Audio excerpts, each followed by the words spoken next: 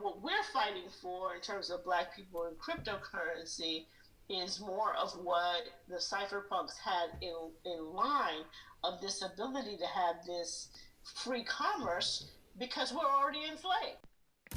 Hello and welcome from the new home of Bitcoin and blockchain technology, Peckham. Yeah, I said it. This is the Genesis Block Education Podcast, and I am Bitcoin Biomarks.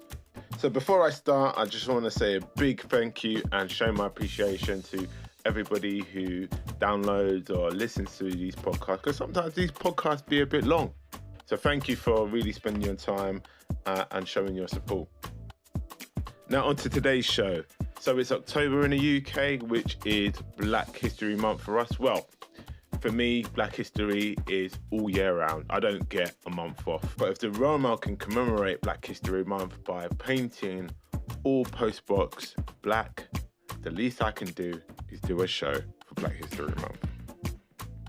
So in today's interview, I'm talking to Miss Deidra Ramsey McIntyre, who with a background in education and journalism, co-founded and launched the Black People and Cryptocurrency Group. Now, the prime objective of this group is to educate the global Black community, so on the African continent, in the Caribbean, in the Americas, and diaspora, on all things blockchain and cryptocurrency related. This group has been around since 2018 and has around 10,000 members from around the world, all sharing information on a myriad of topics such as investing, mining, saving, and debating blockchain-related topics.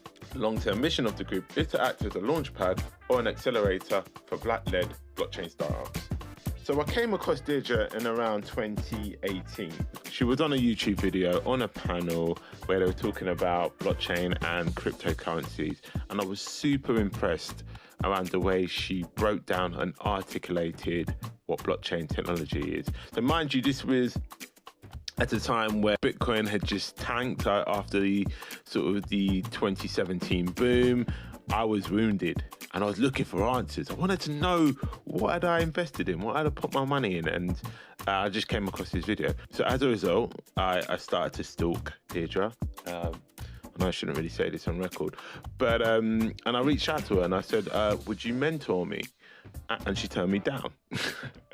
Well, as a consolation prize, what she did say was, join my group, the Black People and Cryptocurrency, and you'll learn all the information you need to know about blockchain. And so I did. So Deidra is a pioneer, she's an innovator, she's a Pan-Africanist. She's also one of the few Black females to witness firsthand, on the inside, the dot-com boom of the 2000s. Deidra is here to challenge the status quo, push diversity in tech, and to ensure that institutional racism, which was so apparent in the late 2000s dot-com boom, is not flowing into the growing blockchain industry. Finally, Deidra is an OG and she's a New Yorker. So she says exactly what is on her mind. So I guess I'll leave it there. Enjoy the interview.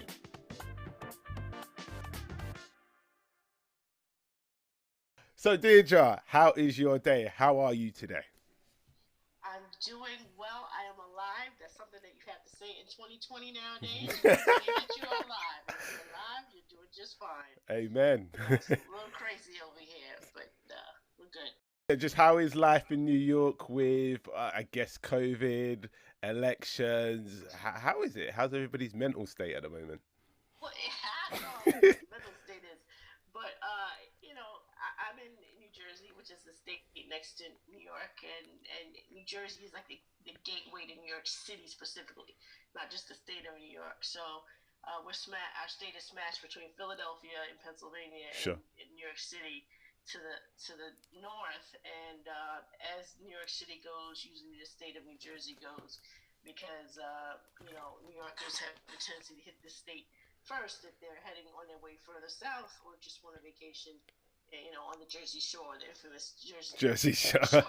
Yeah, of course. New York City folk. New York. Reality TV shows. But I'm a native New Yorker, so I'm part of the problem. So, we pretty much hit our lockdown phase kind of earlier than the rest of the United States, with the exception of probably Washington State, which is way over on the West Coast. We locked down middle of March.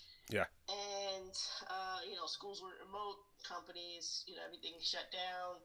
And then I'm on the slowest to open back up, even though our rates are kind of low. But the respective governors and mayors, are constantly threatening to shut us back down because they're watching those numbers. Because we hit hard when very much unprepared when the numbers started spiking in March, April, and May.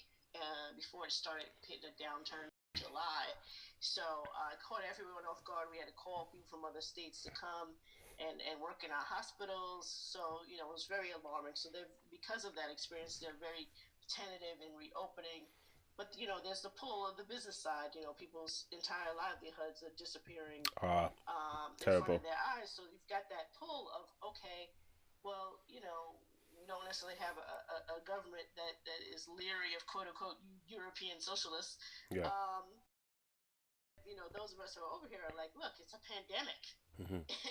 You're paying taxes for a reason. Yeah. Yeah. This is the time to use it in a socialist fashion. Just so we can get back on our feet. Political tug and war, and you're seeing that play out on the national stage on, how well does this, free market, really exists in this particular scenario. People are, especially over here, a lot of Americans in general have never really traveled anywhere. Yeah. And they have this belief that, this is the one way to be, and that it's got to stay that way forever, even if it kills. We're wrestling with a lot of political ideas over on this side of the pond, so to speak. And if we weren't living in it and we were just studying it in a historical context, it would be very much fascinating. But we're living in it, so yeah. No, it's playing out like a Netflix shows for the rest of the world. To be quite honest, everybody's staying tuned to it as it unfolds. So gonna put Saturday Night Live and all the comedy sketches out of business. You can't do anything better than what's really happening. It's crazy. So yeah, I'll just give you a heads up. So I've got my little boy, Arinze, he's given me a cold, so I may cough a bit. I promise I ain't got the Rona. I ain't got the Rona. Should have put that out there. So yeah. Forgive me if I disrupt with my coughing. Right. I guess where I want to start is from about the Black Blockchain Summit. What is the Blockchain Summit? I attended this year. Tell the listeners what that is about. Well, you know what? It's not even my brainchild. You must be exhausted because I saw you a lot. Yeah, you must be exhausted. I'm going to explain how that gradually happened. It's not my brainchild. It's when I started Black People in Cryptocurrency, the one main thing that we were trying to thwart was MLM schemes targeting African Americans, and I was aware of MLM schemes on a larger scale in terms of OneCoin and others targeting Africans, and kind of get them into these pyramid type schemes. So we kind of launched Black People in Cryptocurrency to really talk about education and to be a Reddit like. If anyone's familiar with Reddit, the one valuable system of Reddit is that it was a discussion board that didn't allow you to get away with anything. You had to answer to those no-name people who are like, okay, what about this, ABC, Roman numeral 1, 2, 3, whatever. You had to answer to that because they weren't going to let anything fly, and because they're mostly anonymous, they could be kind of rude. But the discussion forums, which harkens to the old bulletin board days of the internet, is a system of accountability. It's like arguments on the in Congress or something like that. So that is a form of education, just watching two people debate and making a decision, even if you don't chime in the conversation. So we wanted that type of forum. So we launched a group. We said no advertising, no pitching, unless you're making an announcement. But none of that salesy stuff. And even if you make an announcement, if somebody calls you on in a chat, you can't close chat, and also you have to discuss it or just look like a fool because you didn't respond. That was the gist of the group. What transpired though was I ended up discovering even before I launched the group that there were a number of Black people that were in the space that had products that were on the blockchain, and one of those people was Sinclair Skinner. Sinclair. Had the Bitmari wallet, and I had seen YouTube videos of him, talking about that and his connections to Zimbabwe and what they were trying to do in terms of remittance and providing a way in which primarily Black women farmers in Zimbabwe would have access to their money so they can continue business because of what central banking was doing to kind of freeze them out arbitrarily or sanctions, not have money or closing the bank. The usual shenanigans that affect Africa and the Caribbean more than anywhere else. Well, not more than anywhere else, but in terms of the Black space more than anywhere else. The same stuff happens in Southeast Asia and everything else. But in any case, I interviewed Sinclair, and we started one-on-one interviews in Black people in cryptocurrency, and Sinclair was one of the early people that I interviewed. And he turned back around a couple of months after I interviewed him and saying, look, I'm producing a conference down at Howard University where I used to teach. Myself and Chris Mapendera, who's his business partner. We're producing a conference. We want to try to bring as many, Black people down. And I was kind of hesitant. I was like, long since not really conference goers. I was like, okay, go to cheerleading. Doesn't really materialize into anything. Yeah. And so finally at the last minute, he was like, come down. I want you to at least sit on a panel. I got you for a panel. I didn't even know what panel I was on. So I went down in 2018. And then the quality of the panels, the diversity of thought, the topics that were being taught that were from a Pan-African perspective, because you had people there that were from Haiti, from the Dominican Republic, from Kenya, from Ghana, from Botswana. You had all these different people meshing together. People had flown in, and everybody had something that they were trying to remediate in their part of the world. And then he was still bringing in some of the mainstream people. So you had Max Kaiser, and you had some other folk come in and speak. And so you had this mesh of cultures talking about the good and bad in the space and proposals of what should be built, what needs to be built. So that was year one in 2018. 2019, which was last September, I went down again and I did a keynote specifically about Black people in cryptocurrency. But the point of my keynote was to really say that within the year from 2018 to 2019, we're still really not focused on Black people as business producers in this space. Yeah. And I did that through game.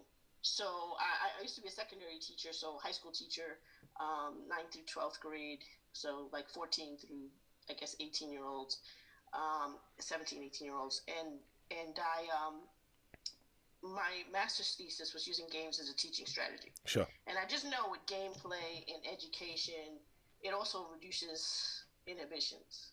So I found an app that would allow us to do this challenge games that people could just access by a web link from their phone, put in a username, and then drop this key and play this game. I said, it's a competition. Hurry up and finish this quiz. Let's see how people scored. And the scores were really low. Right. One person did very well. Well, I wasn't surprised at. But, when it was over, I didn't really go into too much about the quizzes. I started asking more of a Socratic method. So what was different about that quiz? And some people said, well, you said it was going to be about, cryptocurrency founders and people, but these were some lesser known people. And I said, oh, so they were lesser known? Why do you think they were lesser known? And then finally, a couple of questions in, and somebody says, were they all Black people? I said, yeah, we're sitting here at the blackest conference that there is of its kind in the United States, and you don't even know your own people who are developing the space. And they were majority startup founders. So that was 2018, and we dropped the BP&C Black on the Blockchain list at that conference. Yeah. So I had 100 people that we've been scouring. Me and a couple other people have been scouring LinkedIn pages, Twitter feeds, and stuff, and just trying to figure out what people, without even contacting them, and putting together this master list over 100, because it was a pushback against even publications like Black Enterprise. So it's bad enough that you have publications like, Forbes just does a lousy job in general, but Forbes, you have CoinDesk, you have Cointelegraph, don't even source for a quote, Black people in the space, much less do a feature on them. But you have all these these publications that ignore Black technologists, and they're software engineers. It's not like, majority of people are just like, oh, I have this idea of making a coin. That's not most of the people on the list are not making coins. They're doing, solutions with blockchain. The fact that it was being ignored and people swore up and down the list, you couldn't even break a list of 10 or 25 people. So we dropped that list of 100 in September, and then I made the list public. I gave people a month. I made the list public in October through basically a LinkedIn article and a couple other places. I kind of splashed the article elsewhere. And then at that time, we started forming and saying the group would concentrate on supporting these startup founders, trying to link them with resources, introductions, that sort of thing. Yeah. And we ended up partnering with Mouse Belt University a week before the 2019 about 2 or 3 weeks before that, the month before that, August, before the 2019 Black Blockchain Summit Conference.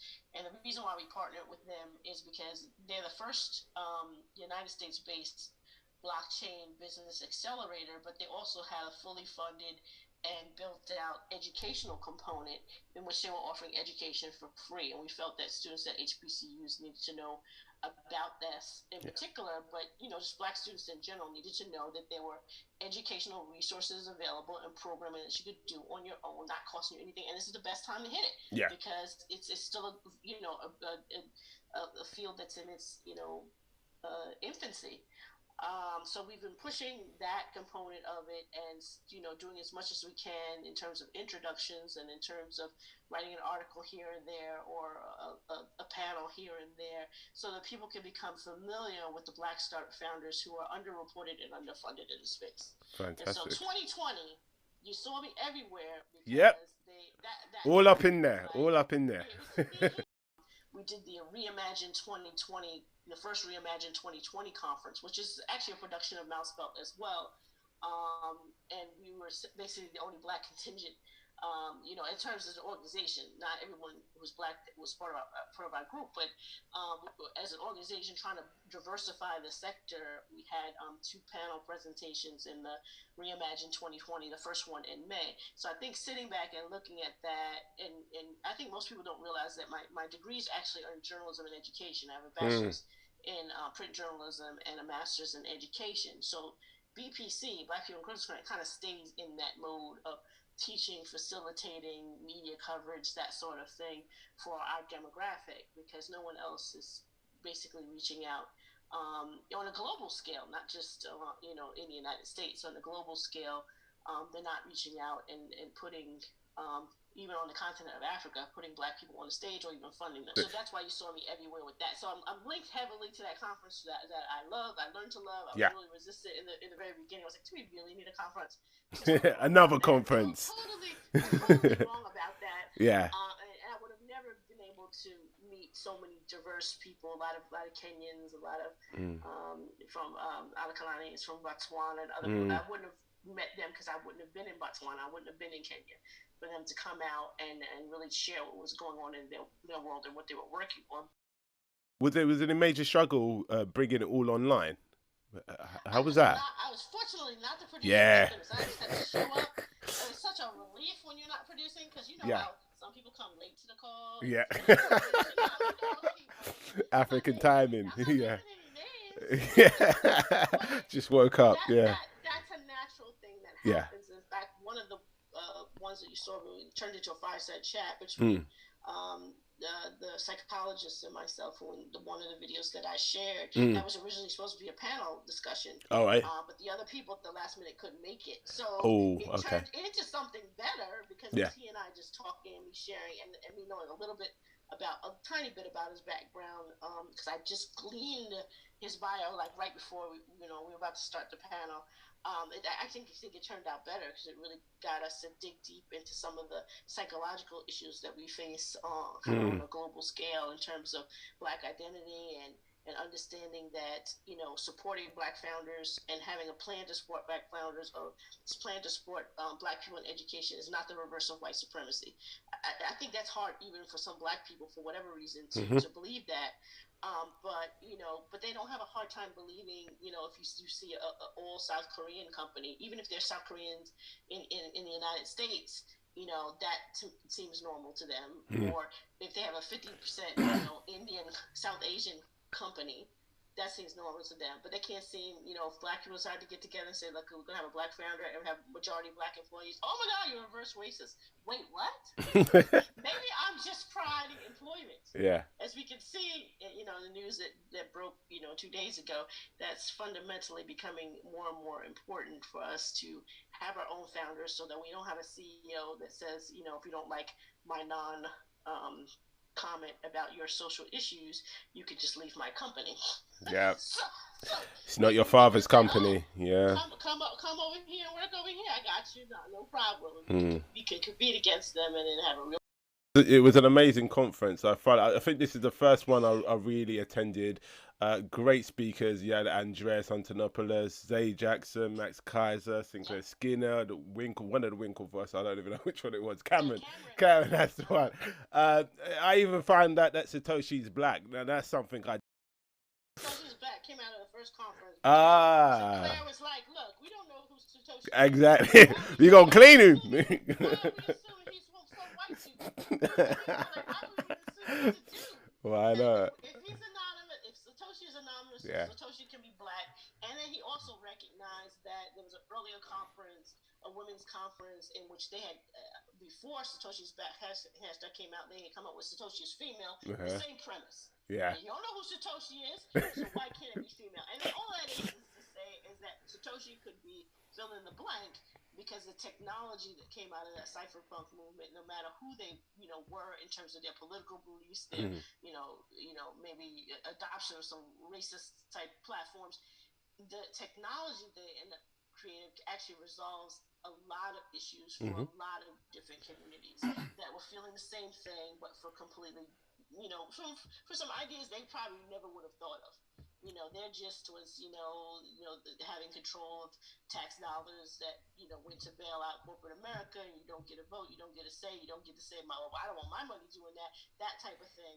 And ours is more, for, more than 500 years now, you have this European hegemony that, basically continues to enslave people, especially in the Caribbean and on the African continent, to bear the financial burden so that the West can get, send money for free. So it's true also within the United States, within, African American, 42 million of us in the United States, we're constantly paying, higher rates on loans. If we can even get loans, we pay more for our housing and stuff like that. So we supplement this country also. And it's not just us. It's a pecking order of things. Yeah. If you go down the pecking order, white waspy males are at the top, and then you slowly tick down, and everybody else is covering the burden. Women being paid less, all this kinds of stuff. Yeah. This type of hierarchy that needs to break wide open, and hopefully it breaks wide open with this next civil rights movement that's currently. I want to know more about Deidra. So obviously you've touched upon your sort of background being in journalism and education. How did you gravitate into this Bitcoin blockchain space? What is your journey? Yeah, I originally went to school for West Virginia University. Let's go Mountaineers. Went to West Virginia as a journalism major. I wanted to be a secular journalist. I wanted to write about features. Wasn't interested in crime reporting. So I got my bachelor's degree in journalism and a minor in ancient African studies. And, if you don't find me representing crypto online, you usually find me talking about Kemet and Kush, the Nile Valley and all that stuff. But I went into the secular journalism field when I came back to New York. But because the journalism field paid so little, I picked up a part-time job with a software development company on Long Island. No, I don't think it exists anymore. It was called Educational Activities in Baldwin, New York. Mom and Pop, what they did was they produced software for the education for school districts, right? So that should have been a foreshadowing that I would eventually get my master's in teaching, but it wasn't at the time. So part of that supplements was working with software developers who were teaching me as a producer to use CompuServe as a backdoor gateway to the internet so that I could find the free software that exists so they could complete their CD-ROMs that they were making.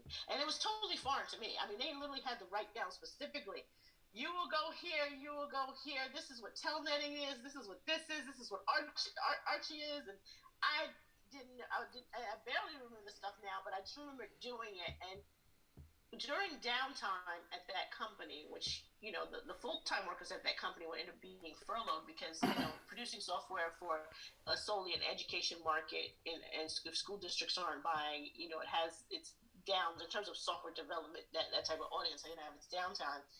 And I would spend time exploring, like, you know, going beyond CompuServe and figuring out what university students you could tap into this university and that university and what files were available. And there were a lot of social conversations. So I discovered the online bulletin board world. Ended up working there for about a year, and then I worked at the journalism place I was working at maybe 2 or 3 years. So I ended up going full-time back into journalism, working in Brooklyn, but then I was still writing technical pieces. Now, this time it was about AOL, because nobody could afford, if you weren't a corporation, you couldn't afford CompuServe in your household, a license for that. So, but you could afford AOL. And so I told my AOL online and how you could still use it to get to this thing called the World Wide Web, you know, what the difference was, search for jobs. Ended up taking a course in Manhattan by an organization called Web Girls. So what year are we talking? What year are we talking? Okay. 95, 96, something like that. 95, 96. Yeah. Because the paper that I worked for was from 95 to 97. So around 95, 96, I started going in Manhattan for this organization called Web Girls. A woman named Aliza Sherman started. Maybe it was probably 96. Mm-hmm. And she was offering women free classes in this World Wide Web thing. Learned HTML, and all I knew is that HTML was used to code these pages, and at that time you're talking pictures and tables. There wasn't much to it. It wasn't like database driven too much. But I started networking there, and then eventually I ended up applying for from a classified ad, a .com that was like, look, you know, we need somebody who is a English major or a journalist, and if they know HTML, it's helpful, but not necessary. So I honestly believe almost to this day I probably was the only person that actually applied to that. Because I went in, I was in Manhattan, it was on West 21st Street between 5th and 6th Avenues, and it incidentally would be about a year after I had worked there, or not quite a year. P. Diddy would have his first restaurant, Justin's, right below us. Oh wow! So we were Justin's. Above. So it was about CBGB's was there, this club, you know, and all kinds of stuff. But anyway, it's a small side street in the Flatiron District of Manhattan, and I started working for the first one of the precursors to Facebook, a .com known as the Globe.com. AOL and CompuServe were the veterans, but they were really these closed gateways. We talk about that. We talk about that a lot in blockchain, right? These closed houses. And then the web versions of them were GeoCities, the Globe.com, iVillage, which was more for women. Yeah. All of those. And then eventually MySpace kind of slithered in there a little bit more. At the time that MySpace was slithering in, Omar Wassa had the Community Connect site, so Black Planet, Asian Avenue, and I always forget the Latino one. They kind of slithered in. And then last, lo and behold, was Facebook. So the social media movies Facebook is the last of the great. Okay. So, you know, the Globe.com kind of withered in between, like, I think they started it in probably about 94, 95 when they college campus at Cornell. And then by 97, when I joined them, they were actually going back to graduate that August. And I started working with them in April. So they had Manhattan offices in probably about February or March of 97. I came on around April. They went back to graduate at Cornell, 97, and came back down to, and then I was there for 2.5 years. And then I quit in November of 99, and I was pretty much burnt out. November of 99, I think, you know, Black Planet was like basically just starting, because I remember, you know, talking to Omar about that and some other people, the vibes from other places. I just really didn't want to work in technology, but I was sharing my experience anyway. And then I temped for a while, and then eventually went back and got my master's in education through a teaching fellowship program. Became a high school teacher and realized that in the fire is worse than in the pot. But I loved teaching. I loved, like, the issue wasn't the children or the misbehavior of children. You know, education just has a bad culture. I just think for adults abusing adults. Okay. It was not something that I wanted to fight. Yeah. It's just tremendous in this country, unfortunately. So I taught for 5 years, and then I kind of slowly transitioned back into where I'm now, which was more like, consulting, web development, that sort of thing. But the Bitcoin thing came about because I had heard about Bitcoin in 2015, but dismissed it. I think I ran across it in a YouTube video of some gamers, and I just thought it was some gaming corn. So I was like, who cares? I haven't played games since Atari, so I'm not interested. Then in 2016, a VC colleague of mine from the .com days, and we had produced events in my .com days to kind of bring people of color into the .com world as well.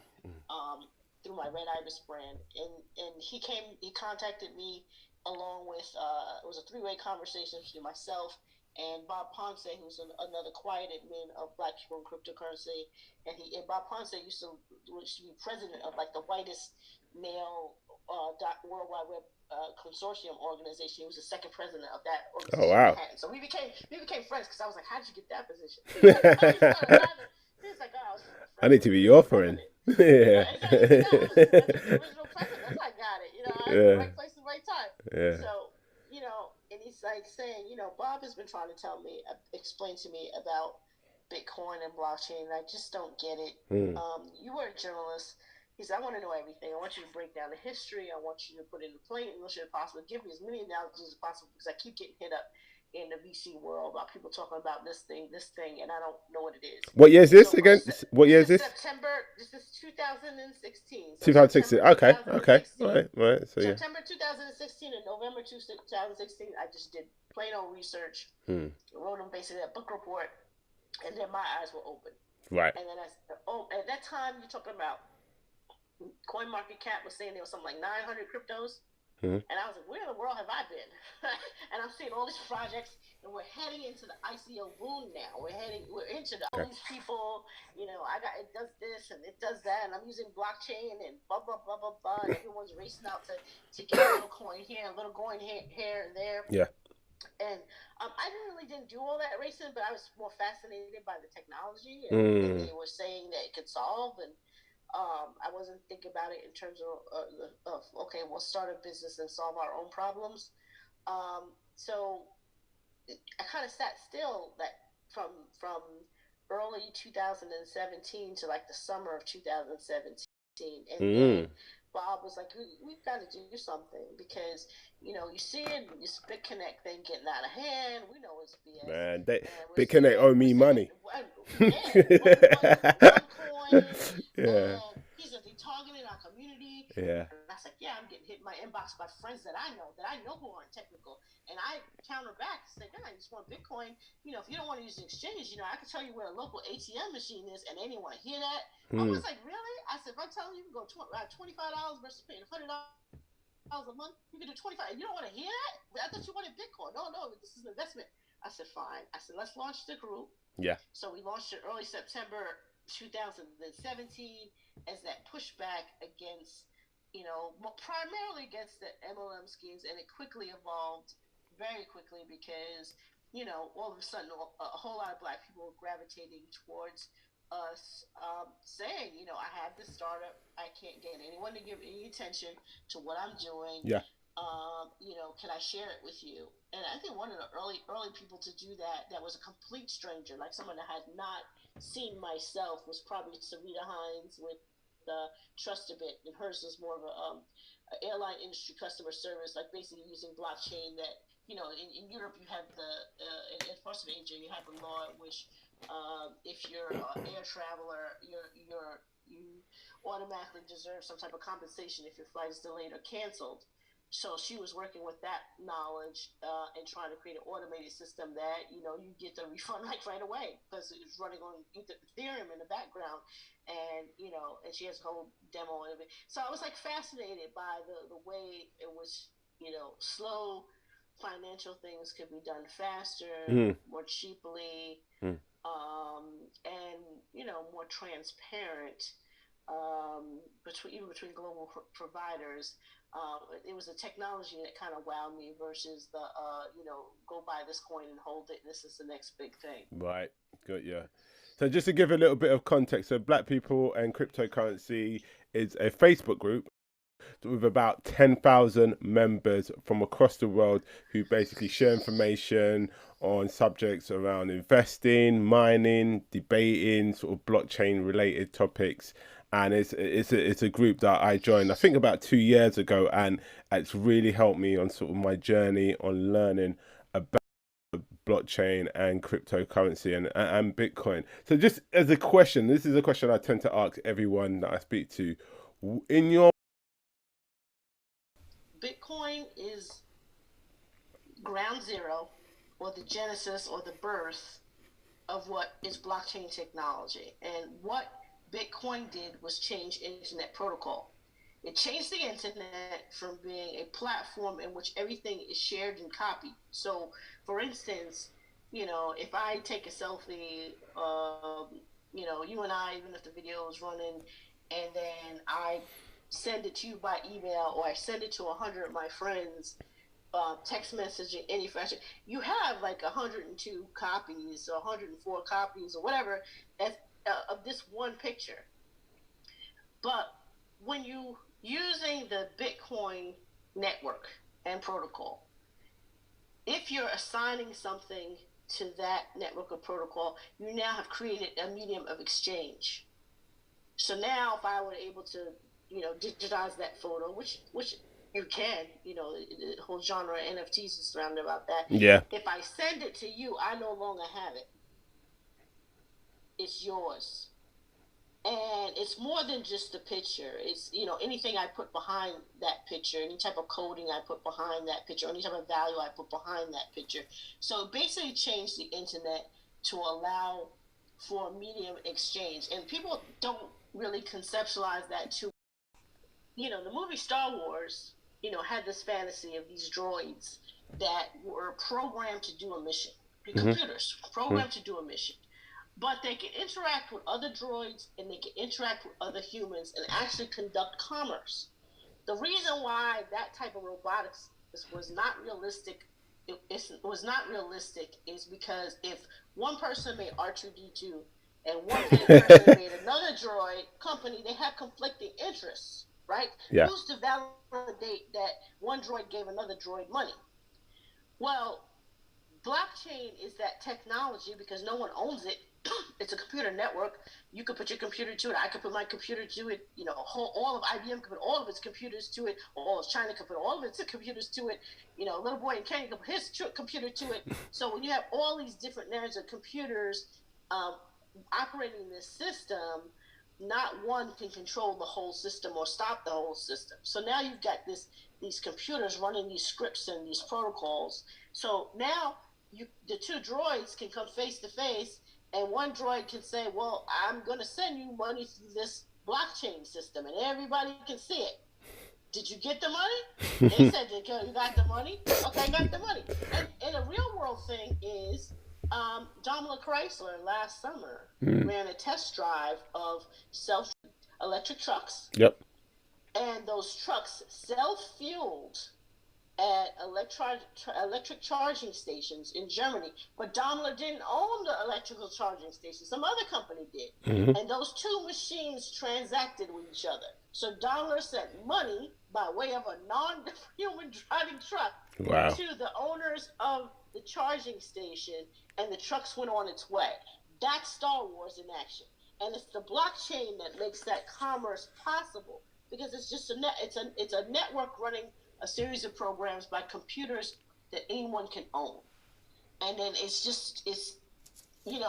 too expensive, put it this way, at least Bitcoin is too expensive for one entity to sabotage it. And even if one entity did sabotage it, as soon as it sabotaged, you just devalued the network. Now it became worthless because now it just became a regular old company. We have companies that do that all the time, that kind of reverse things and freeze accounts, and that's not the point of it. It's just supposed to work, whether it's working for someone who's doing something bad or working for someone who's doing what's good. It's supposed to work as it's designed to work. So it's in many ways it's kind of abstract, but if you think about it in terms of you can create voting systems on top of this. Now you don't have to worry about, well, is the person collecting my ballot or who built the electric machines, a company that had the polling machines, were they conservatives or liberals or, something in between, did they write something in the code that every fifth vote for this candidate goes to the other candidate? Well, it's on blockchain. Someone's computer in, Mexico doesn't care what's happening in election in Sweden. It just does what it's supposed to do. It recognizes one address and sending this to one address, and I need to make sure that it gets there. So if people could kind of understand how this is this huge network of computers that are working just to run a script, just to execute what is being sent, then they have a little bit of a grasp of how it changed internet protocol that people can exchange versus copy and paste. So now I can send you a whole of a part of a piece of data, and that's why it executed first as money, because that's what they were trying to replicate. Yeah, you have full paper money, and then you have change of that type of paper fiat, and how do you add and subtract these values that are going across. But it works for voting, it works for an exchange of property if you want to assign property to it in terms of tokenization. It's just now you can, even artwork, you can take this type of stuff and you can say this person, it was once with this one owner, now it's this one owner, or it can be shared among owners. It's like these multiple people have it assigned to this account that are shared owners of this type of data. So it's no longer the internet is no longer strictly a copy and paste share environment.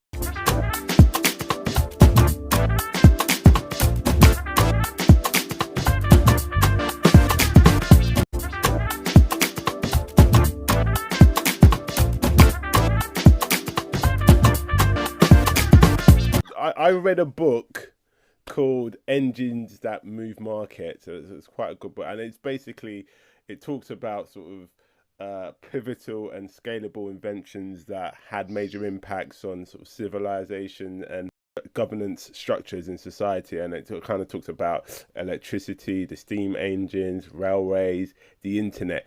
Do you feel blockchain is potentially in that list of innovations? Well, I saw the web boom of the internet. The internet had pre-existed since the 60s, since before I was born. So the dot-com boom. The change of the dot-com, the web boom. And I think this one is equally as large, but it's also taking a battle and a fight. Right. There are so many people invested in the status quo remaining the status quo. And our contention, especially as Black people, is the status quo has victimized us as a part of its status quo. So we're battling for a change so that we have a more equitable system. I think people globally have normalized the abuse of Black bodies everywhere. And a lot of that abuse is, why can't you people get it together in the Caribbean and this? Well, you charge me 20% remittance fees. Maybe that's a problem. Well, you're complaining against 0.03%.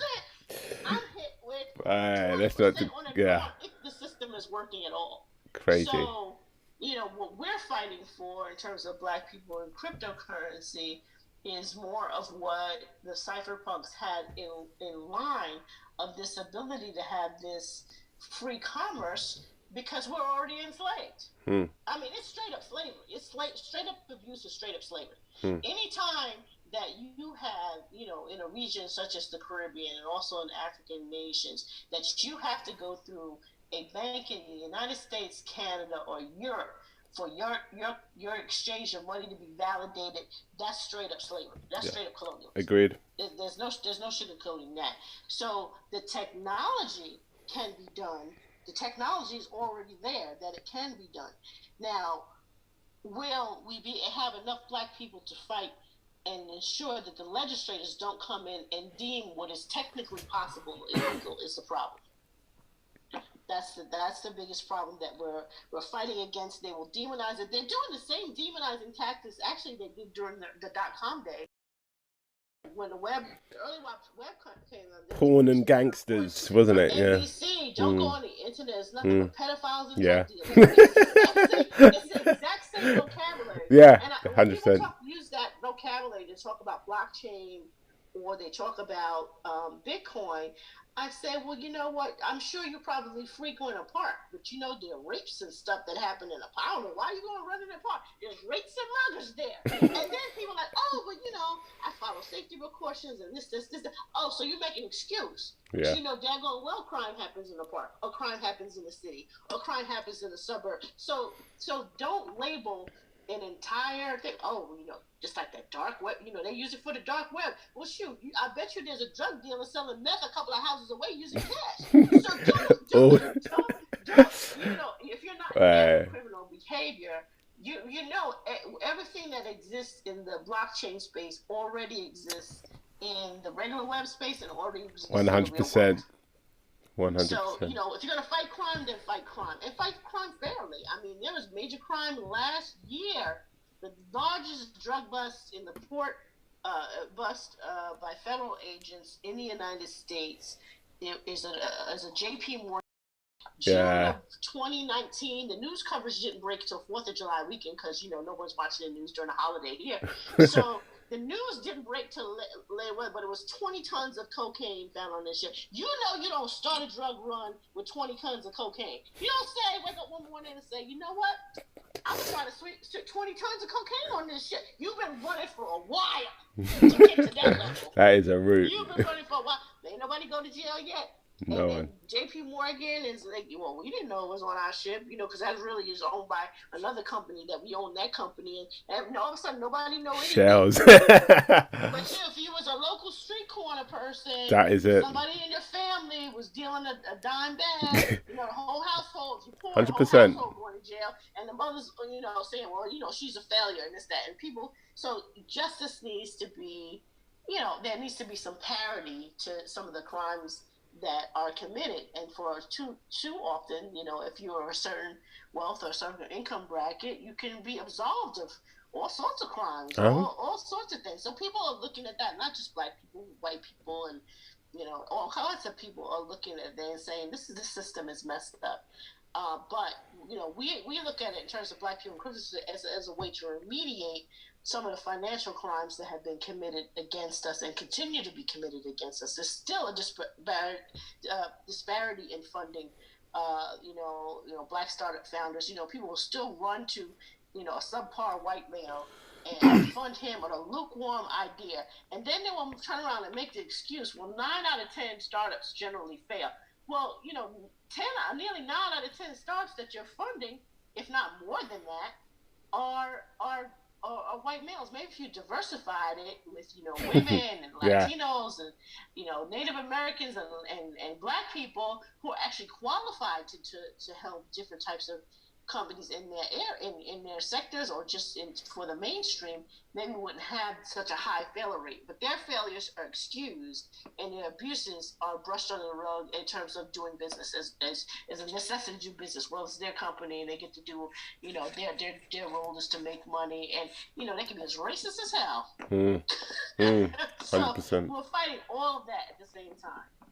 So just when you started the group, obviously it was to support and educate obviously black people coming into the space around sort of multi-level marketing schemes, OneCoin.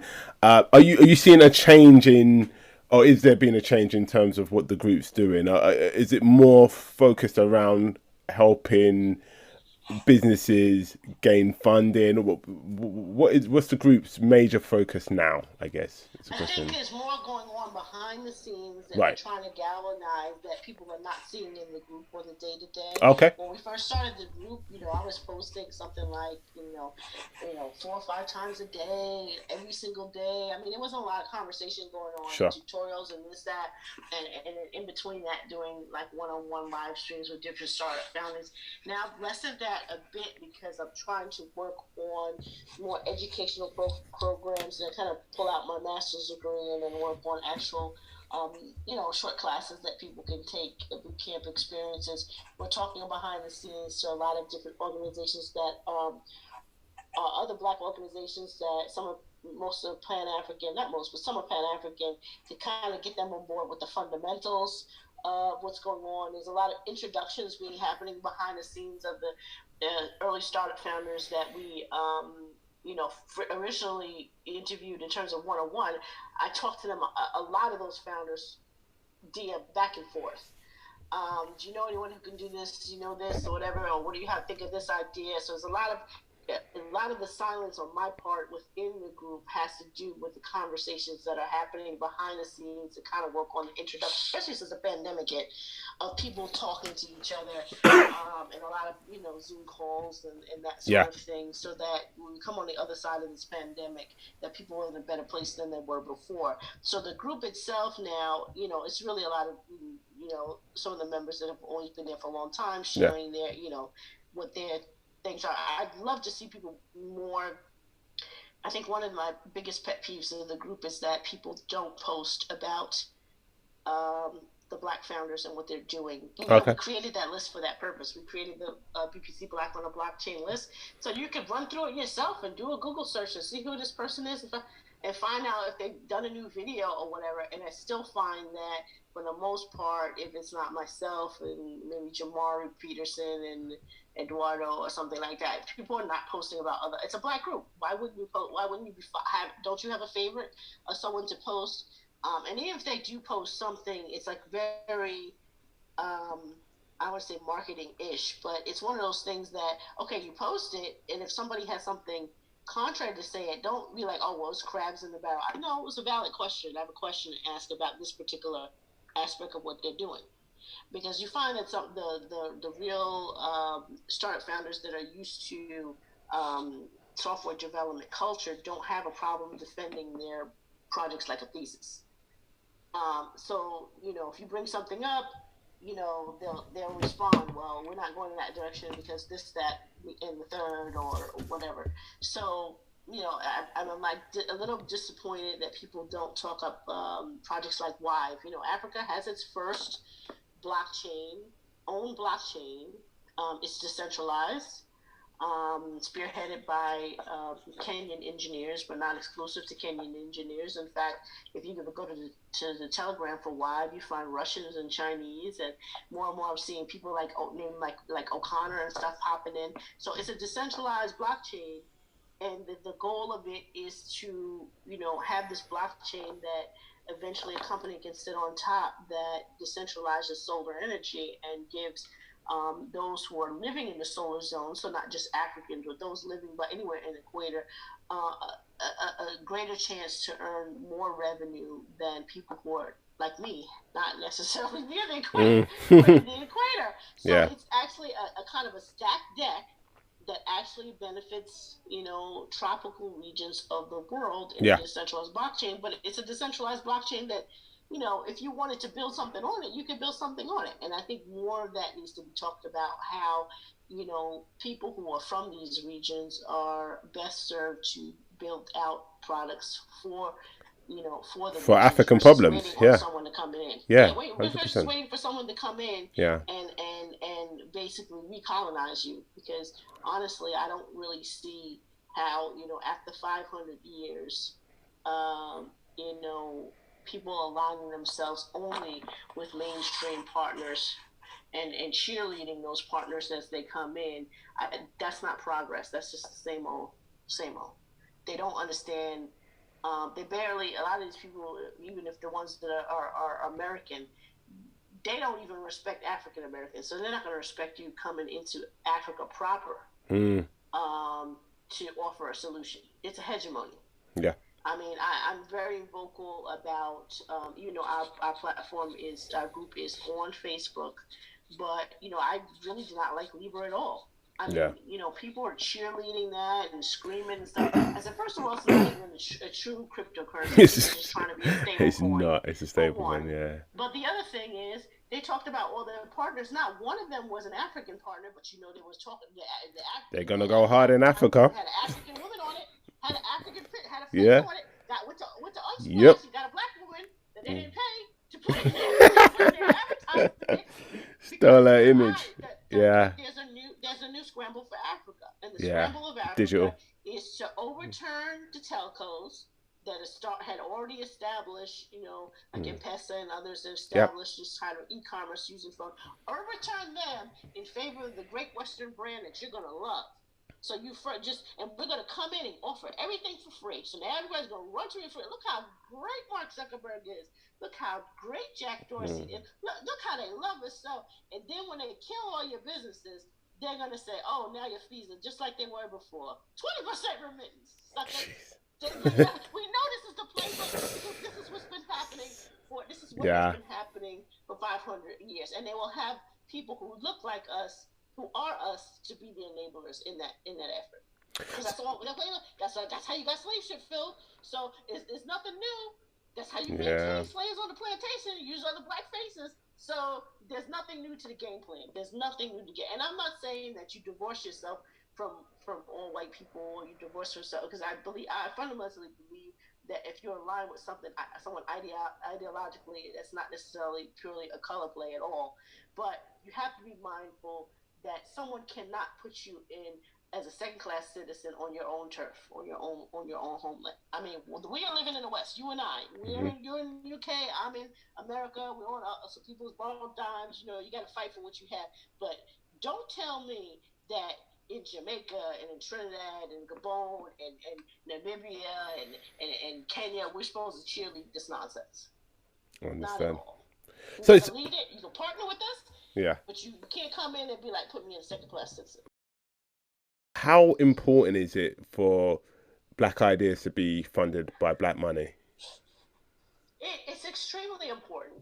The Black Blockchain Summit fireside chat that I had with the psychologist, Dr. Kevin Washington, we talked about there being a psychological problem even among black people of wealth who find more validation in running with their money, their celebrity money, their whatever money, as long as a white person is leading the project and that being problematic. And there's no bigger case as to why that is a mistake than Coinbase right now. Okay, explain to me this. Explain this to me. Break it down. It's only been like 2 days, but Coinbase, was a read between the lines manifesto. They've been having some internal problems. They always happen. Yeah. And the current climate of Black Lives Matter and also equity for women in the workplace, all of that seems to be factoring into a divide within the company. Okay. And their CEO says, "Well, we're not going to take a local stance on these issues. Never mind that, people, some tech company leaders have said, Black lives do matter, and we're concerned about this." I mean, it's a very softball thing to say, honestly. To say, because that doesn't really mean you have to. It don't change my life. It's the lowest level of cheerleading you could possibly do. Is to say, Black lives matter, and we're really concerned about the safety of all American citizens, and there's no way that people should be dying from police encounters. So, I mean, very softball. Okay. But he, their current CEO can't even bring himself to take a position, to say anything like that. And so much he said that not only did he say he was going to be neutral about it, he basically told his employees, if you don't like it, you can leave. Oh, really? And, wow. Interesting. Interesting. The article posted today about Okay. because their company is now leaking. Now, mind you think about Coinbase. A lot of I wasn't really following too closely how many people invested in Coinbase, but I do know that Serena and her husband were big investors. I know Serena was talking to the CEO of Fender of this thing about some other project, but you have a lot of black people, celebrity people, new people with money that chase white skirts. And they put these gatekeeping white people between black software engineers. Or black startup founders. So a lot of black startup founders are software engineers. They have multiple degrees. They're not faking the funk. They're not marketing people. I mean, some of us are, like me coming like from the side view, but a lot of them are not. They're, code crunching just like anybody else. And they can't get past the white gatekeepers of managers and VC funds and whatever other white people that a whole bunch of celebrities put, because we can't talk to them directly. And then we see the same black celebrities funding our oppression. So you're dumping, somebody white told you that Coinbase was a great investment. Now you didn't think to look, well, who's behind it? Oh, Adam Draper. What do we need to know about Adam Draper? His father's Tim Draper. Who is he aligned with? Oh, Peter Thiel, that racist? I'm going to call him racist because that's what he is. So if you don't dig that deep and see that all these people are aligned, and it's okay that, his main boy is a Trump supporter. It's okay.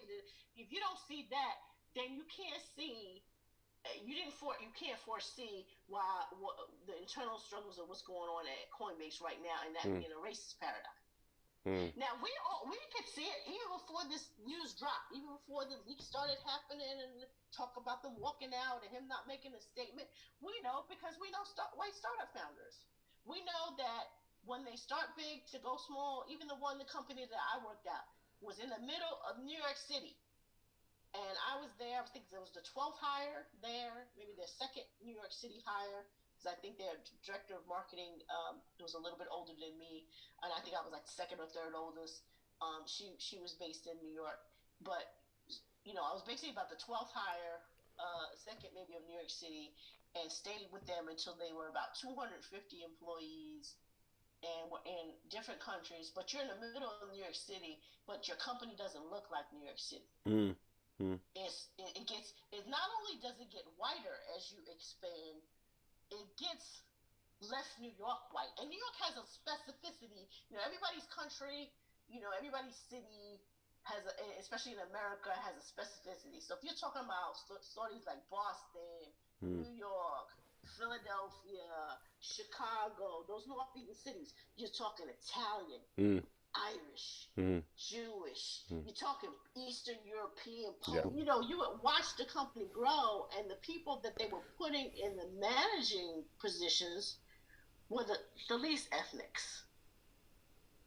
So there's a pecking order even in New York City companies, and that was a very small company. I mean, they did have some Jewish people in decision roles because one of our founders was Jewish. So, but you have in other companies, you can if you're well versed in New York, and you could go in companies and you can see who the CEO is.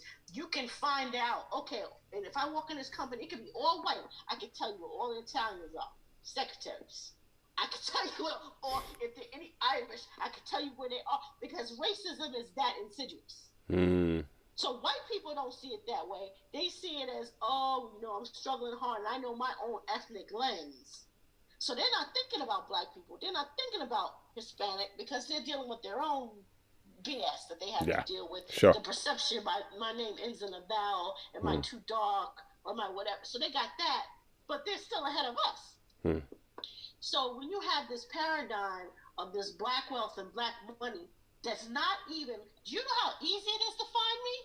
That's why I use my name, except for on Twitter, and that's because I was on Twitter for so long that it was cool when you started Twitter to have a business name, and I just never switched over. But you can't, and you know how easy it is to find me and shoot me and ask how easy it was to you. Well, okay, it wasn't that easy because we had a couple cancellations. It's very easy to get me on an email or a text message to shoot me a question or whatever, and we've been building this for a while, and we're not even the only black people in the space that's building this stuff.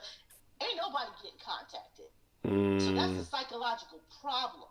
Because I can tell you right now, when we were hunting and sending stuff to different VCs, and we were trying to send stuff to VCs that we thought had some type of diversity in their portfolio, or the black VCs that really don't have any money anyway. $10 million is really nothing, and they get their money from white people, so that they might as well be white VCs, so don't really mean squat. So I would see something and I would say, okay, let me contact this VC, but I got to go through this gatekeeper. So I'm not getting directly at Will Smith. And so I'm getting the gatekeeper to tell me, well, we already have blockchain companies.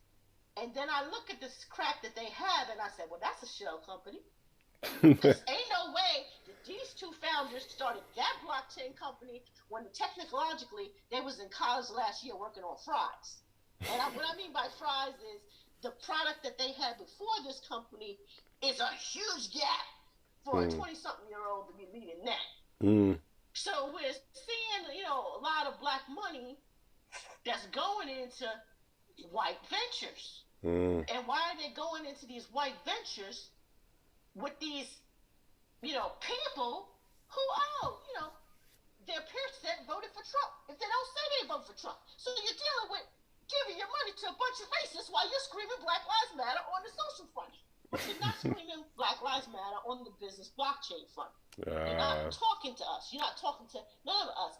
And, some of the people in my network, they even have, some of them, well, one of them actually has sold a company before, startup company, that he had a white boy front.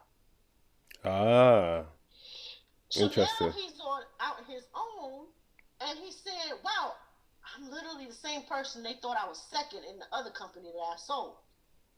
And now I can't get a meeting. So that whole movie, The Banker, is playing out right now. Yeah, I see it. I haven't seen that yet. I need to watch that. But I didn't even want to see it because we already live in it. No, I hear that. You had incidents. You also had incidents because we're so low on the pecking order that even the white world knows they can convince a black celebrity to look at them and not look at us. You have incidents of straight out theft. So you have a number of people to get a little chump change here, 10,000 here, 35,000 here, whatever. They'll do these pitch deck things, and then they'll meet other people. So they'll win something or be among the winners. And then they'll meet these mainstream high-end VCs who basically will fleece them of their project by asking them, can you send me your MVP? Can you send me your demo? Can you send me a picture? And then they'll go dark. And next thing you know, guess what Disney's coming out with? But that was our stuff. So we're dealing with all the same racist stuff that has existed since Elijah McCoy or before. We're the real McCoy of a lot of stuff. And it happened during the .com era as well. Even today I had a conversation with a younger person in this sector, and I think I was mentioning Omar Wassa to him, and he had never heard of Omar Wassa. I was like, you haven't heard of the founder of Black Planet? And I realized that I'm 25 years older than this.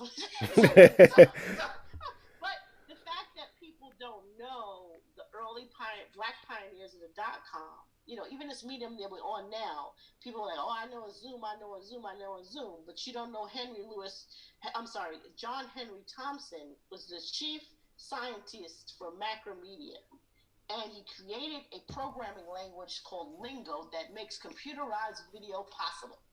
Wow. So we're on Zoom because of a black man's programming language. Even if they no longer use Lingo anymore, his was the first that made it absolutely possible.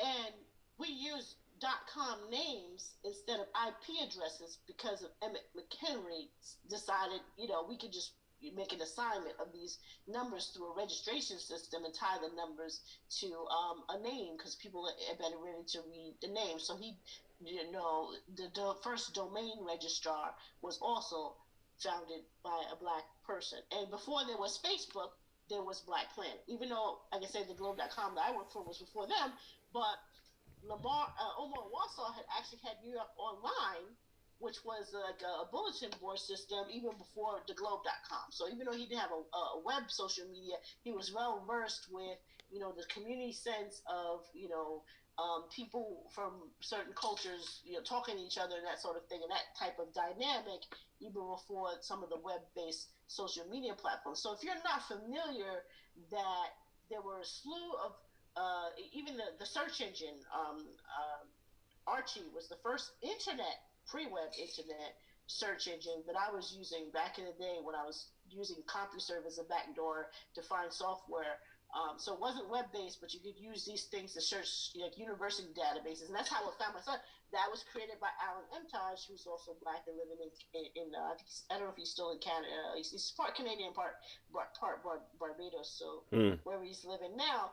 But if you're not familiar with how many black people who other white people went to learn what they did to start their brands because these black people weren't funded, then you don't understand what's happening now. It's the same thing. The only difference now is there are actually more women players, black women players, than there were a few also in the .com era as well. Mm-hmm. But in terms of developers and coders and stuff like that, there are more. There's a gap between the women of the hidden figures generation and the .com boom. There were fewer. There were some on the kind of the telco line area, but not necessarily in the web.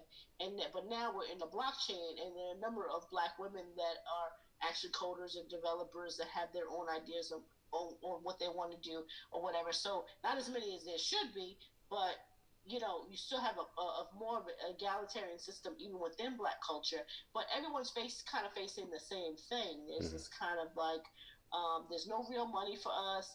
There's all these. Now, I'm a bit older, and I think I'm here at the perfect time that I should be here, because I was like them at the boom of the .com era. I bought a lot of lies. The lie that, well, you don't have enough experience. First, you need to get people to work for you for free. You need to get the MVP. You need to get to this step. It's a bunch of lies. And I'll tell you why I know it's a lie. Because I was the 12th hire at theglobe.com for two kids that hadn't graduated from Cornell yet they were offering to double. I was tripling my salary. No, I was doubling my salary when they first hired me. And they offered me full dental and benefits, and they had $6 million, and they'd never let a company in their life. That's how I know it's a lie. So don't tell me. You tell me what you want to build. Yeah. And let's get this show on the road, and let's do it. Because right now, black people are globally, and when I mean black people globally, I'm talking, African, Caribbean. I'm talking freaking the Pacific, Vanuatu, Papua New Guineas, we're all in the same daggone boat. There's genocide right now going on in Papua New Guinea, and that has everything to do with blackness and being 100%. Indigenous. That is real. So, if you have this global oppression going on, we don't have one Samsung, we don't have one Google, we don't have one Microsoft, we ain't got nothing on a global scale in this technological space, and we have to, because our sheer numbers put us at least at 2 billion people. So basically, I don't even know what the global population is, but at least 2 billion, because 1.7, I know that 1.7 billion is Africa in the diaspora. Mm-hmm. Africa's 1.2 billion, we're another 0.5, and I'm going to throw them up there because they don't even get counted with us. They get treated like us because they look just like us, and they know it. Yeah. And they know it. You don't want to if you want to live in Australia, you get a choice to Magic Puff, and they were like, Malcolm, anytime we ever gonna put you in Australia, would you choose to be Aborigine? Hell no, you wouldn't. Not because you don't respect the culture, you can't identify, because you know that they're bottom of the slave pole like everybody else. Honestly, we have to galvanize ourselves to create our own brands for the world. Yeah, fully understood. It's psychologically, you have people, and which is why I stay focused on, Kemet and the Nile Valley and how black it was. People are still confused about that. I don't know how they can be confused about that. Just this drug of white supremacy, it starts with de-Africanizing Africa. And if you've taken all the ingenuity and created these fictional Negro people that never done nothing, thank God for white people for saving us, for teaching us anything. If you reduce black people to this fictional group, then you can rationalize why they're not qualified to run a modern company. They're just so disadvantaged. No matter where you are, it doesn't matter that you know, your family may have come directly from Africa and went to all British schools. You're still less qualified because you don't have the history of it from your nationality, and we don't have the history of it because of the slavery they imposed on us. And one of the things that always fascinated me is that if you took me from nothing, then why was there such a need for me not to speak my language, to change my name, and make me forget my history?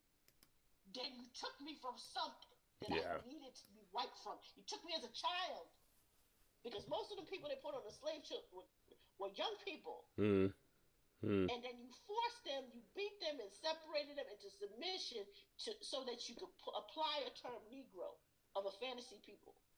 And then you mad at us for reclaiming it. What role do HBCUs play in this space in terms of being incubators for these ideas?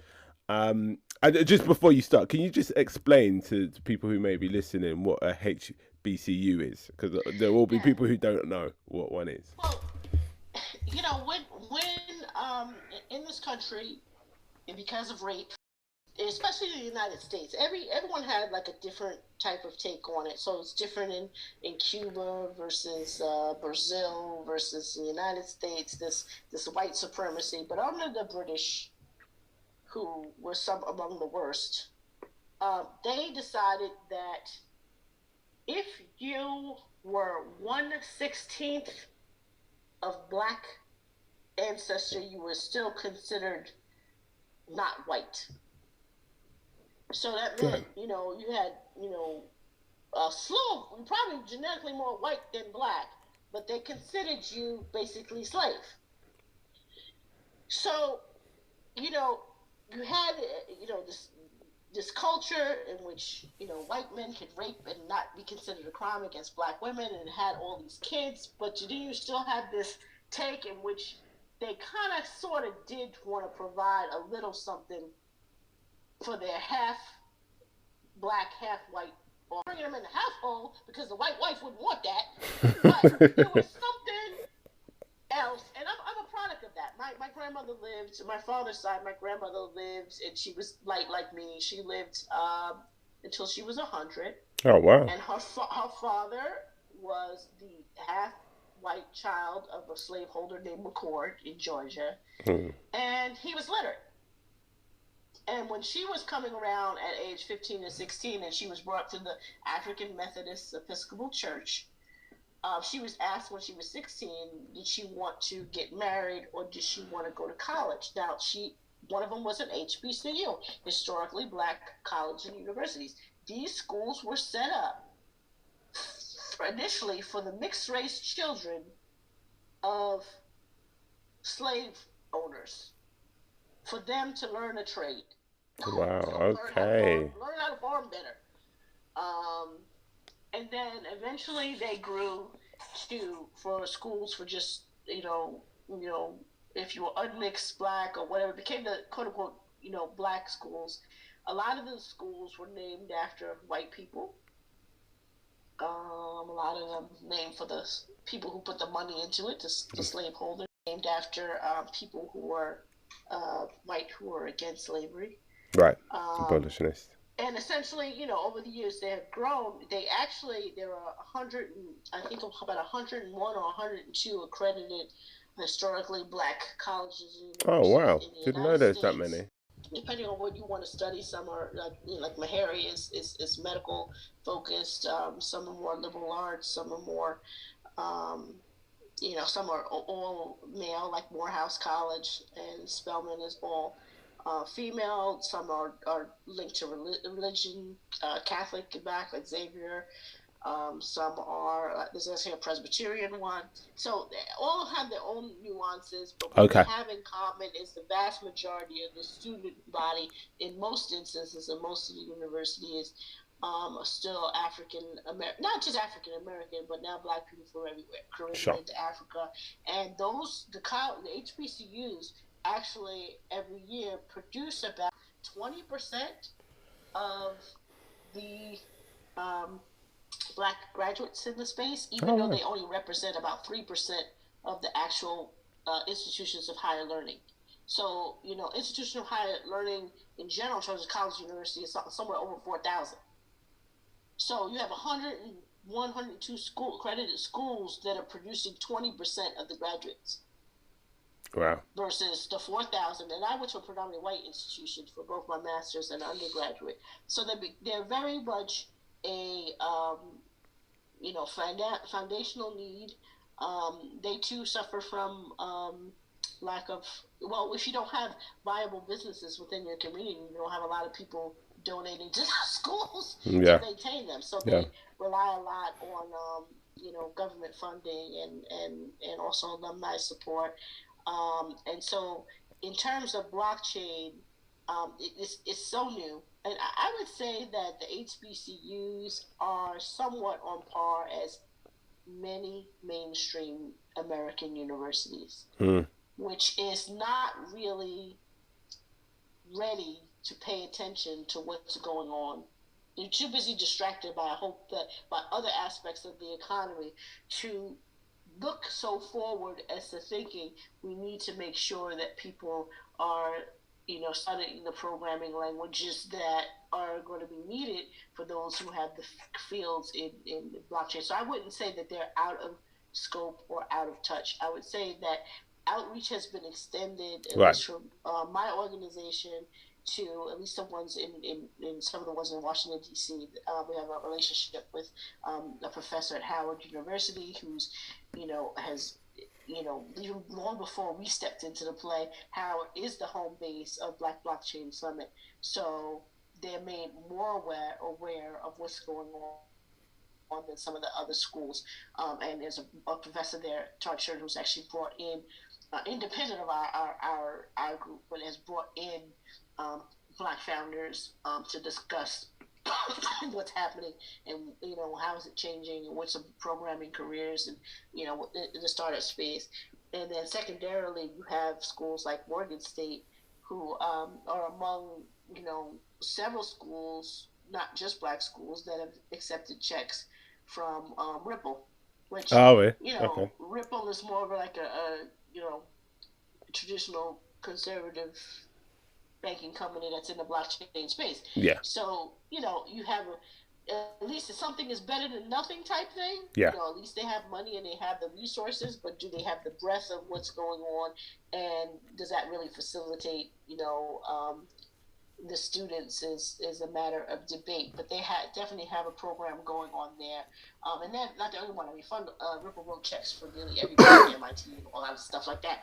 But the only difference is with an MIT, a Berkeley, a Stanford, who are just leading everybody. It don't matter if you're HBCU or you're, any other predominantly white institution, is that they have multiple funding sources. So they can take a check from Ripple and run a program with Ripple, but then they can also have their students do independent projects or projects funded from Microsoft and projects funded from independent alumni who had the jobs at these initial computer startup companies that can fund just open source education in general.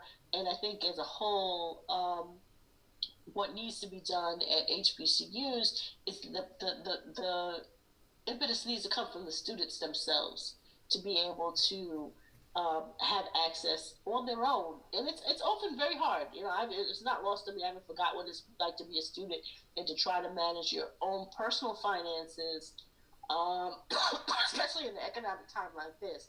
Manage your own personal finances, manage your academic studies, and maybe manage a part-time job. And now I'm saying you need to start a blockchain club. It's one of those things that it's easier for the student to say, well, maybe I'll just do Panasonic's work study phone, because if I do an extra club, they're paying for it or they're coming in with money. So the bottom line is organizations like mine, Black People in Cryptocurrency, not only do we need to come in with free education in the span, and that's the reason why we partner with Mousebelt, because they have already funded and built out some of the education and actually have access to some of their startup founders, speakers to come in to teach virtually. But we need to come to the table with, a full, rich program that actually creates a work study program for the students, because that's what they're getting from the big brands. If Microsoft comes to the table, if Ripple comes to the table, if Panasonic comes to the table, they come with a little stipend for the kids. And you can't blame them. They still got to pay for livelihood, even during a pandemic at these universities. They still got to pay a certain amount of, depending, each individual university is different in the United States or how they handle it. Some schools have reduced things and some schools have not. But, now they don't have their little restaurant job anymore, because the restaurant is not open and they cut the staff. Yeah. So they don't Terrible. have the money to pay. So, we got to come to the table and treat things like it's a different world we're living in. Yeah. Get rid of this notion that kids should, sweat equity and internship and stuff.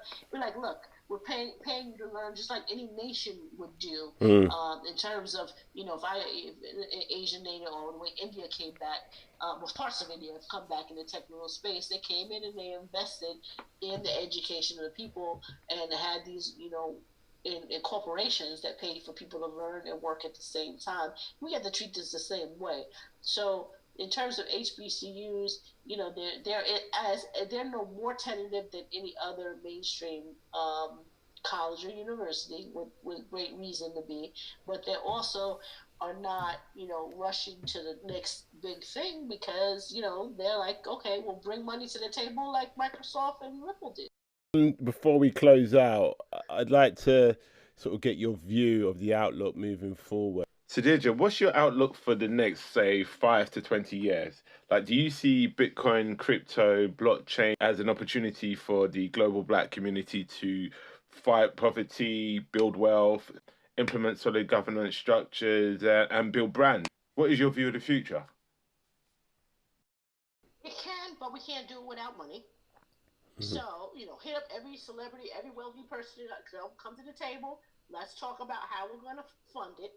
Because this is not a bootstrap culture. We're sitting back and we're watching companies that had $257 million. I mean, about 250 was from the ICO that they didn't have to pay back, magically enough, and then they still had an additional 7 or 10 million for like one project, which to date, I think that thing has been running since 2015, 2014. They ain't launched nothing yet.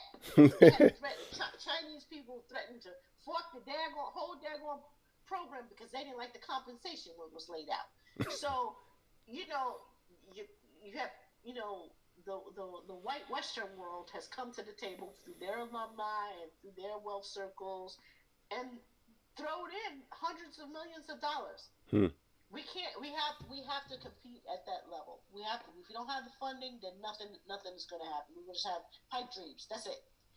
The other thing is there's stuff that we can uniquely solve and be masters of. I'm sitting back and I'm seeing, and it takes all fronts. It takes a political contingents of knowledgeable people on blockchain to fight the legislations that's going to treat Africa and the Caribbean differently, that's going to treat Canada and the UK and the United States. We've got to fight against that.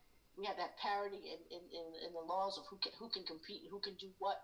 Because right now, to this day, people sitting back, talking about, I can, Cash App and I can Venmo and I can PayPal and I can Strap, but you can't use that in Africa and the Caribbean because of the hegemony. But we know technically it is possible to transfer money using blockchain inexpensively. You don't always have to use Bitcoin, Litecoin, Ethereum, whatever, Dash, whatever you want to use. So people can conduct a reliable business. If we can have reliable business between the continent and the Western world, or the Caribbean and the rest of the world, then you can have scientific companies that are Black that are saying, hey, Sudan, you got the acacia trees and the gum arabica, whatever. We're going to change the name, though. You can call that Arab gum. That's a damn African tree. We're going to change whatever that tree is, because there's so many medicinal purposes. Europe and the United States medical community is running to rip them trees and use it for everything from lubricants to whatever. What's the name of the tree? Yeah. What's the name of it? What do they call it? It's called the acacia tree. It's Acacia? Kasai. Cassi. The gum, yeah, cassia, right. The gum African tree, whatever. But Okay. that sap and that tree itself Oh. is so. First of all, it's so ancient. You can find it in the depiction in the wall relief depictions in ancient Egypt. And they're going to these tree goddesses, but you can recognize this. Interesting. You can recognize what tree it is. Okay. Right? But that tree, if you look up, there was an article I think a week ago in probably in one of your presses in UK, somewhere BBC, somewhere talking about the money. I talk about how they're using the tree to line the Sahara Desert to stop the Sahara. Yeah, I've heard that. Yeah. That tree itself of what it can produce in terms of industry, you can have, African diaspora business, and I keep saying African diaspora business because I don't want to think it's just a U.S. thing. Yeah. Black people in Canada, there's more black people in Brazil than even in the United States. But you can have these types of business relationships that people can have manufacturing agreements with. But if you don't have a stable way in which people can, send money back and forth with these states, even in the Caribbean, there are Caribbean people who are in the United States and Canada that can't even do business with their own, heritage, their mother's land, their father's land, or whatever, because of banks freezing. Terrible. Money laundering. You got banks working like judge and jury, doing terrible, doing ridiculous stuff. Yeah. To prevent people from doing lawful business. So blockchain has to be the solution for that, because up until this point, we didn't have a solution. You had to either use some antiquated system, or the quote unquote the most progressive solution is what the central banks offer, and the central banks are not us. So if you're saying now we can build a monetary system on this blockchain and have banking services on that using cryptocurrency, well, daggone it, the small African American banks in the United States and whatever the ones in the Caribbean need to get together and get on it, but they need the funding to change the infrastructure. And then they need to fight like hell to tell Europe, United States, Canada to mind their damn business. You do business with us rightfully, but you don't now. Just like you already got finally Barbados kicking the Queen to the side. Sorry, right. But it's to the point now that they're like, this is ridiculous. Yeah. That we're maintaining this. That it's nothing personal, but why do we have all this deference going, and we here in the Caribbean, we're not solving our own problems. Crazy. So you people have to look internally and solve those type of global things, because I've never been on the African continent, but I've been to the Caribbean many times.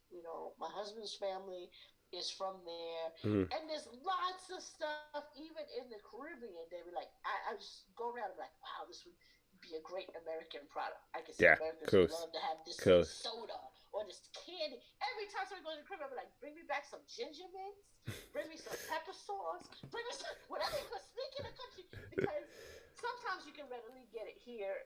If you go to certain Caribbean nations, it's not as bad as it was years ago. You can, but you got to go way out of your way to get it. But there's certain things that could be Pan-African, but they've locked us out of so much stuff, but they don't lock other people's. Nestle is still a European country, I think, last time I checked, and they're taking all our water. So, they're taking all our land to drill for water. So, you're saying, it's okay for some European companies and some Canadian companies to be considered United States Pan-American, but you don't want a Caribbean brand and you don't want an African brand? That makes no sense. In this country, we've been stolen. Our stuff has been stolen so much. We don't even have a fried chicken franchise. Deidra, on that note, can you just tell people where they can find you, where they can connect with you, because you have so much to say, so much gems. Where can people? I'm a long-time veteran on LinkedIn.com/in, and it's just my first name, Deidra. Otherwise, our group is on Facebook, Black People and Cryptocurrency. There's a page, but there's also the group. The group is where most of the activity is. You can join the group and just, tag me there if I'm not responding.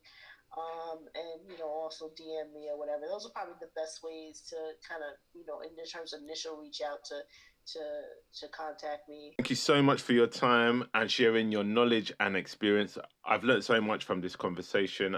I'm sure the people listening will learn so much too. Take care. Wow, what a conversation. This is almost a conversation I can't even give a conclusion to. We've got to watch and see how this unfolds over the next sort of 10, 20, 30 years. Deidra is a well of knowledge, so many gems, so much experience. The two major things that stuck in my head were, the fact that with nearly 2 billion, don't quote me on that, but 2 billion people of African origin, there is no sort of noticeable global brand. If there is, guys, come back to us. Come back to me. Let me know what it is. But, at least a fried chicken brand. Come on. No. Yeah, that's a valid question to ask. And also, second takeaway for me is around sort of the psychological factors or blocking black money or black wealth being invested into some of these black startups companies. So we always hear these things about sort of black people supporting black businesses, and there's been sort of a major push in 2020, and I think it's been around for ages, where people are trying to encourage the amount of commerce which is done with black businesses, and I think that's turning a corner. But investment into black ideas is probably where we're seeing a breakdown. And when I say investment, I'm talking about black money going into these ideas. I also feel a lot of her views are shaped by her surroundings, and by that I mean obviously she is from the US, and let's keep it real, US is a really racialized country, and I'm not saying the UK isn't. Obviously UK has its own issues, but let's just say they can talk about racial issues in a way that we haven't really, and we'll probably get to a point where we can do that. But, it doesn't change what she said. Majority of the things that she did mention can be backed by facts and data. You don't have to go too far to look. Two things I would call out is the continuation of colonization is, how sort of Haiti as a country has been treated after sort of fighting for their independence, and the whole world has kind of stood by and watched Haiti kind of being brought to his knees for centuries, and the whole world has stood by and watched that.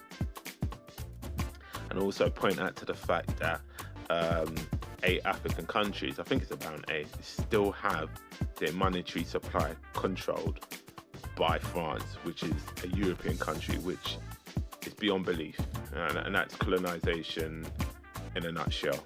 The fact that the West African CFA franc can't even be used in France as legal tender, I think that just tells you all you need to know. All right, to close out, I'll just say, things like Jack Dorsey spending 6 months a year on Africa and the African continent is fantastic for the development of tech on the African continent. But we've got to be mindful that it's partnership. And I do like Jack. And just one update is, since we've had the discussion, Serena Williams has since pulled out of her investment in Coinbase. And I think that's directly related to, I've forgotten his name now, the Coinbase guy.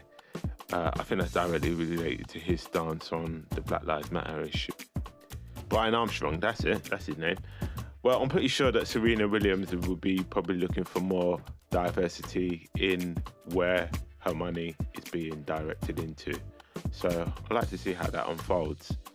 But anyway, guys, it's been a great show. I've learned a lot. I hope you have too. I hope it's left you with lots of questions. As part of the show notes, I'll attach links to Deidra's articles and links to her site. So reach out to her, talk to her. She's one of those people, she's an open book. But she'll give it to you straight anyway. Thanks for listening. This is Genesis Block Education.